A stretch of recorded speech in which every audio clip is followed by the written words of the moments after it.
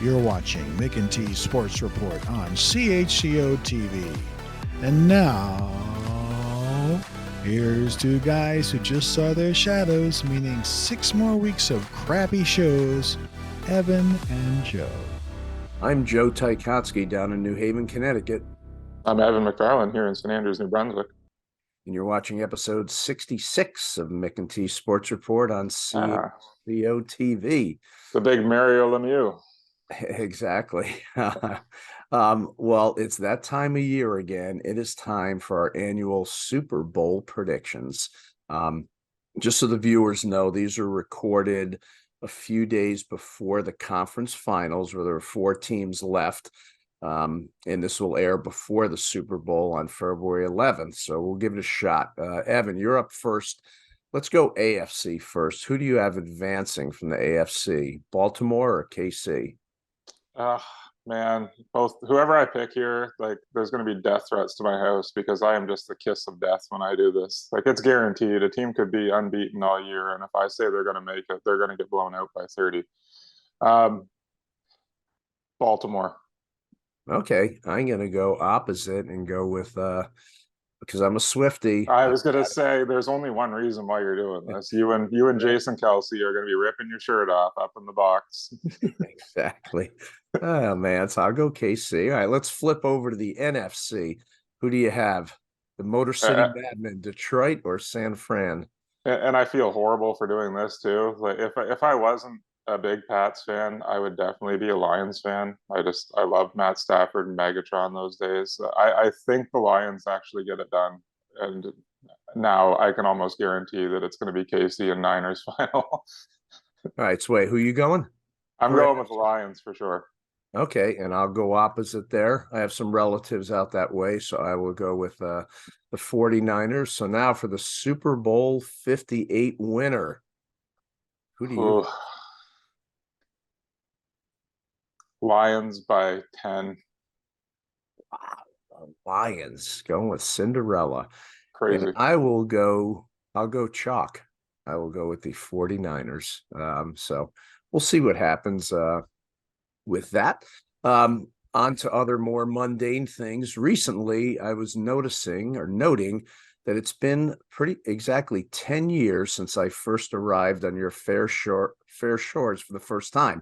My first time ever in New Brunswick. And for some reason, believe it or not, CBC Radio will be interviewing me in the near future. So on our next episode, I'll try to play a bit of that fluff piece. I think the show is called We Have Nothing Else Left to Interview, so we'll go with that.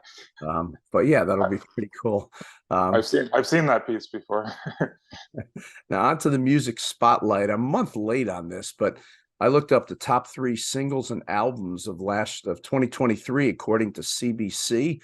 I don't know how many of them our viewers will have heard of. We'll give it a shot. The top 3 albums. Number 3 was Multitudes by Feist. Number 2 was The Returner by Allison Russell. And number 1 album of the year was Panic by Toby. Okay. Yeah. And now singles. Number 3, Forever. I thought it was For Eva when I first read it, but it was Forever by a combo rap group called Ketra Mine. Number 2 is Blame Brett by a group called The Beaches. It's a great song. Number 1 song of the year was Greedy by Tate McRae. Okay. Fun fact, her brother plays Division I college hockey at Dartmouth. Saw that somewhere. Now, addition to those songs and albums, there's a new song I heard, which is awesome.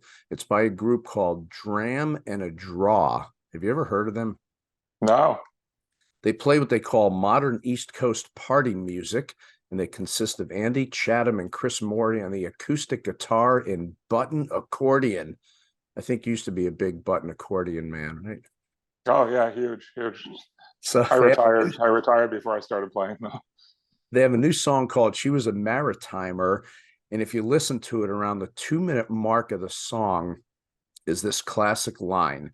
Now we're down in Charlotte County, content as we can be, drinking at the Herring in St. Andrews by the sea. Wow. I couldn't believe it when I heard it. So shout out Red Herring Pub. Nice. I've heard that chanted down Water Street a few nights. Oh man. All right, Awesome. well, time for a short break, but when we come back, we'll add yet another to the list of sports we've covered in our 4.5 years of doing the show. It's something pretty much everyone has played, but few are very good at. So put that clicker down and don't even think of changing the channel. You're watching Mc&T Sports Report on CHCO-TV in St. Andrews.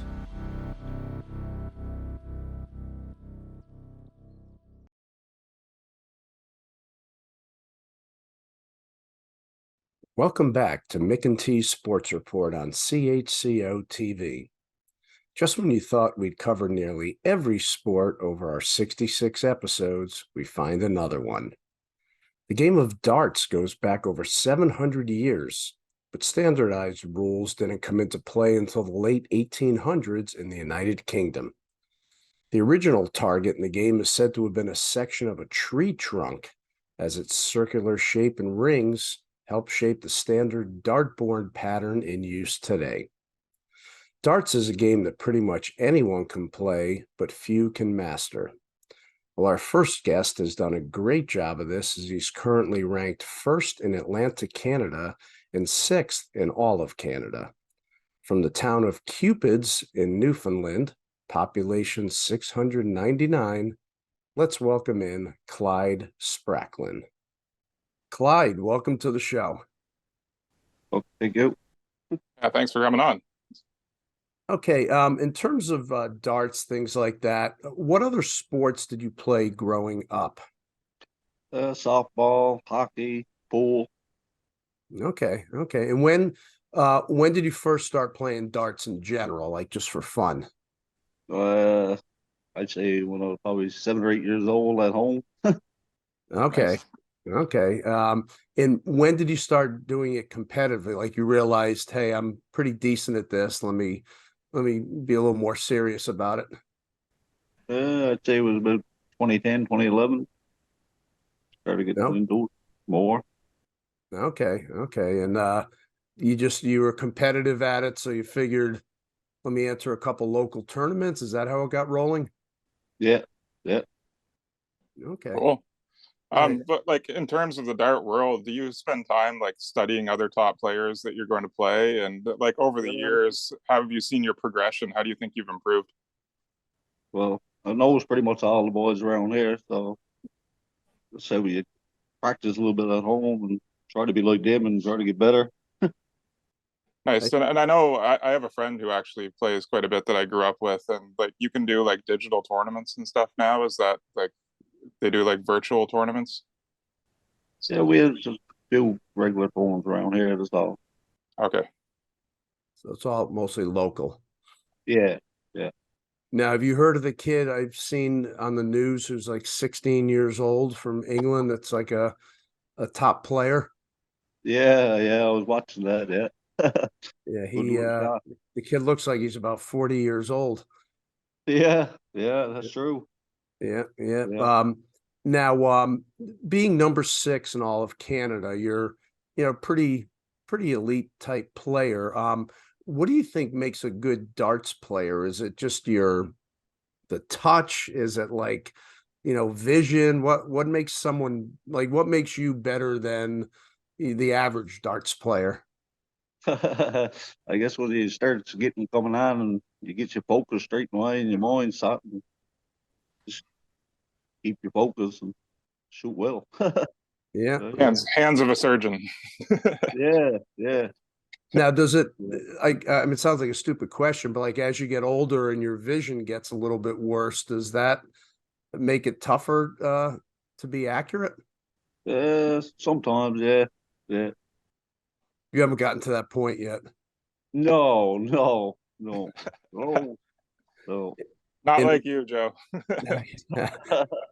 Do they have like senior citizen dartboards for someone like Joe, where they're like 5 times as big so he doesn't hit the wall? Yeah, there's a couple of leagues around here like that. Nice. They clear the people out on the sides in case they go a little bit left or right. So now you have your own, obviously, personal set of darts that you use. Yes, yeah. Okay, Yeah, now if you go on. At 21 grams unicorn darts. Okay. And do you So have it's like is it's like there- on any other sport, like a hockey stick or a baseball bat, like you kind of get fitted into something that you prefer. Is that Yeah. okay? Cool. now how much does a good set of darts cost? I tell you now, I paid $25 for my darts. 25? $25, yeah. And how long have you had them for? 12 year, 12? yeah. Okay. Wow, cool. Okay. I've always been intrigued by darts. Like I think like when you watch it on television, it's like one of the most exciting atmospheres in sports. Like where is the best darts in the world played, do you think? And like do you think can you make a full career out of doing this, or would you have to do other things as well? Oh, I can't. I don't commit no darts because I only has a couple months off in the winter with work. So Mhm. that's only this something on the side that it does for pastime in the winter. Okay, cool. Yeah. So where's the best darts in the world played usually? I'd say over in England. England? Okay. Okay.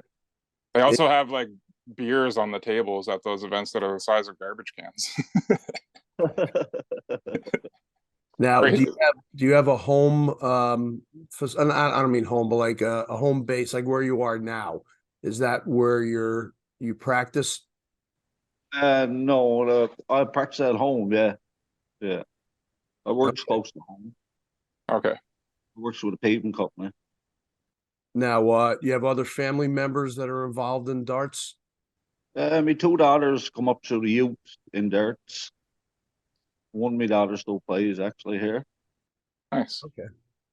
Now, before we let you go, I have to ask, do people like say you're at a bar playing darts, do people just come up and say, "Oh, there's Clyde, he's the champion, I can kick his butt," and they challenge you to a game? You get some people out of the world, yeah. So Nice. have you won some bets when people challenging you? No, I haven't. No. Okay. Very humble of you. Yeah. Now, do you travel for tournament? Have you gone outside of Newfoundland for tournaments at all? No. It's too expensive. Yeah, Okay. that was going to be my question too. Yeah. So the rankings, you just submit your scores and that's how you get ranked? Yeah, we has a couple of ranked tournaments here. I think it's 3 a year. So I play 3 of them every year, and goes again there for tryouts for the Newfoundland team. Mhm. Made that a few times. Cool. Go to the Wade Nationals then. Nice. It's Yeah, good it sounds like experience up there with yeah, it sounds we got to get you traveling a little bit on the tour. Make a little that. Now you're right-handed? I chose darts right-handed, but I'm left-handed. So Oh wow. you're left-handed for other sports, but right-handed for darts? Yep. That is wild. How did that come about? Were you beating Yeah. everybody too bad with your left hand and you had to switch? Yeah. Keep it I close. was practicing there one night there with the left hand, and one of the boys come want to play for a beer. Yeah, sure. And I switched over playing right hand, and I smoked off the board. Thank you for the free beer. Awesome. That's classic. All right. Well, to get more info about the sport in Canada, you can go to the National Darts Federation of Canada's website at ndfc.ca. And he is Clyde Spracklin from Cupids, Newfoundland, the top-ranked darts player in Atlantic Canada and number 6 in all of Canada. Clyde, thanks so much for being on the show. Thank you. Yeah, thanks a lot. Appreciate it. Yeah, Well, you after the break, Small Town Spotlight heads out to British Columbia, where we chat with the owner of a hat shop. You're watching Mc&T Sports Report on CHCO-TV.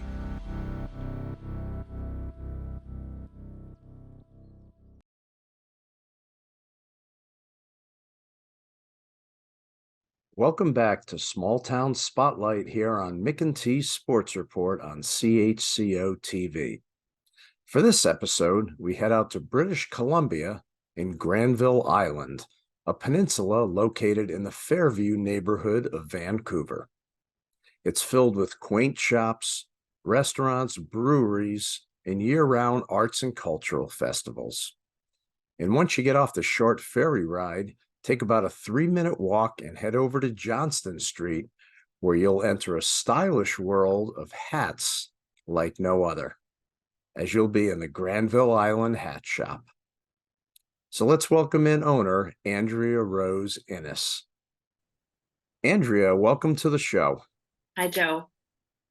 All right, now you were born in Canada, but grew up in South Africa. Correct. How long have you been back in Canada? I moved back to Vancouver in '92, so it's been a long time. So this has been my home for a while now. But you kept a little of the accent, which is good. I did, yes. Okay, good. Now, how old is the store, and how long have you been the owner? The store on Granville Island has been around over 40 years now. So it's a very iconic spot and shop. I have been affiliated and worked with the hat shop for about 12 years and became owner in 2016. Okay, so now what got you interested to get into the hat business? Oh, I've always had a love of hats anyway. It really just turned from a part-time job into a full-time job, into office manager, into running the store and then buying the store. So yeah. Very good. Now, how many hats are physically on display in the store at any one time, and how many more are in stock in the store? Joe, interesting question. It's kind of a rolling inventory per se. So we're seasonal as well. So in the summer we do summer hats, in the winter we do wool and winter hats. So that depends a little bit. But as of right now, I tried to hazard a guess the other day, probably 1,500 to 2,000 in the store. It's only 798 square feet. It's tiny, but there's about 6,000 in inventory. That is impressive, very impressive. Yeah. Now, over the years, I know, like going way back where everyone used to wear hats for even to go to a baseball game or a football game. Have you seen hat styles change over the years since you've started in the business? So yes and no. The classics are always the classics. I think how it's changed is companies are doing a better job mixing kind of fashion and function. So really great waterproof hats, water repellent hats, but your good classic fedoras. So I don't think things have changed. There's trends that come and go, definitely. But it's the classics that just always do best and hang around. Good. Now, in terms of pricing, what's Yeah. the most expensive hat that you sell in the store? We are lucky enough to carry a brand called Borsellino. So they're handmade in Alessandria, Italy, and they range about 528, 588, somewhere in there. We have some other upcycled fur hats to go for a little bit more. But yeah, they're all handcrafted. So That's not bad. So for under $6, you can get yeah, less 500. matter. 580. Okay, good. Now, I'm not known as much of a hat guy, and I use the typical excuse, that hats don't look good on me. And now, being a Prince fan, I was thinking maybe like a raspberry beret would work for me, but I think that was for a female in the song. If I came into your store, what type of hat would you try to interest me in? Joe, you're not alone. We honestly, we hear that all the time. And it's our specialty, it's our forte. That's what we do. So we do always, I guess, start by asking a few questions of what would it be for and that sort of thing to help us narrow down. Like I said, there's thousands in inventory, so we ask a few questions to kind of narrow down for you. And we go through a few styles that we think would work for you, and what it comes down to is just what you're comfortable in as well, right? So I would see you in a great what we call a driver or a flat cap. You know, little brim, a little bit more sleek, something that's waterproof, just a great style. Yeah. Okay. I was digging around my all I could find in my inventory was I got the old bucket hat here. Where we go? There we go. Bucket hat. Absolutely. That Yeah. looks like a Tilly, Joe. Is that a Tilly? It's a cheapie. It is a Wentworth. No, a New Hatton. Okay. It's inexpensive. And then of course I got my Canada hat from when I went up there to visit. So but yeah, it is a neat you know, kind of thing of how people go in there, because the hats aren't typically like, you know, sneakers or jackets where people say, oh, this is my favorite. It's sort of, you know, you tell me what you think would look good in, and I'm sure you guys do a great job of you know, putting people in the right headwear there and hats. We do. Yeah, and hat wearers are picky, you know, they like what they like. So that's why we have so many in the store. What do you have in back of you there? I have, starting at the bottom, I have, can you see the rust color flat cap? Yes. Yes, so that's a handcrafted in Italy, designed in Montreal. Above it, we have our quintessential bucket hat by Tilly. Tilly is a great Canadian brand from back east, been around since the 70s, very iconic. Above it, I have a beautiful water repellent classic fedora, handmade for us in Montreal. And at the top, I have a Panama. So that's just a little something we carry more in the summertime. So a Panama is a hand-woven hat from Ecuador. Very nice. And lastly, before we let you get out, as we ask many of our guests who aren't from that area, give me one of your favorite non-chain restaurants in the great city of Vancouver. Oh, that was rough. I'm gonna tell you, that is hard. That is a tough question. We are so blessed to have so many choices. We have a new favorite here just down the road from us in New West. I'm just outside Vancouver in the suburbs. So Piva is our new modern Italian favorite. That's one, and I will sneak in another favorite. It is kind of up the highway a little bit closer to Whistler, called the Red Door Bistro, which will change your life meal. Okay, so Piva and Red Door Bistro. Correct. Well, she is Andrea Rose-Innes, owner of the Granville Island Hat Shop. And if you want to find out a little bit more about this great shop, you can go online to thehatshop.ca and check out. You got a blog on there and pictures, and it's a great site. So, Andrea, thanks so much for informing us about hats and for coming on the show. Thank you for having me, Joe. I appreciate it. And we'll see you in Vancouver one day. And when I get there, I'm going directly to Granville Island, and I'm getting the noggin ready for a good hat fitting. Yeah, you are. You got it. Sounds good. Thanks for being on. Thanks, Joe. I appreciate it. And we're back. That was a cool interview with the hat owner, and I can always appreciate somebody with a bunch of nice hats. I'm known for having way too many, as you can see by this great Algonquin hat that I have on my head right now. I like that. I was actually going to play the safety dance by the group Men Without Hats. But they're from Canada also. Oh man. I got a good hat for you. Let's see it. There we go. Wow. Yeah. Forget about it. Yeah. Okay. I will You play the piano on the side?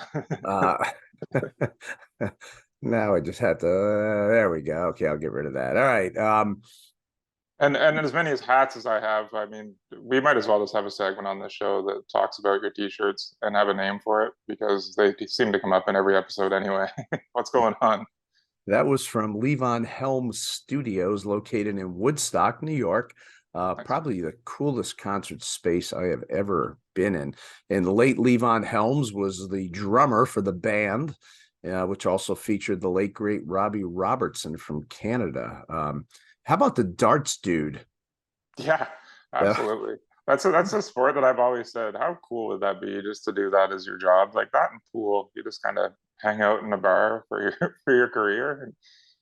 I was going to actually challenge him to a game of jarts. You remember that? I do not. Those lawn games, they're called Oh, jarts. The big oh, ones that pretty we much weren't allowed to play with those. Yeah, exactly. You risk life and death with those. Get one to the Yeah, they might have actually been banned before he was born, so you'd have an upper hand. All righty. Well, Evan, why don't you finish us up this time with a shout out? Yeah, I guess currently right now while we're recording, exams have started at high school. So first off, I will give a shout out to all of the students who are taking their exams right now. Secondly, I will give a shout out to all the teachers who can realize that their season is half over.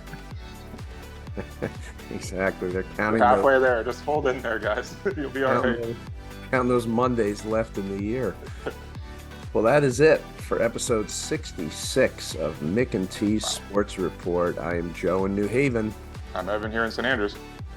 Thanks to Patrick Watt and Florence Mitchell for being able to produce and edit a show that may get more viewers than the upcoming Super Bowl, at least among people who don't like sports, the Puppy Bowl, or pretty much anything else that's on TV that day.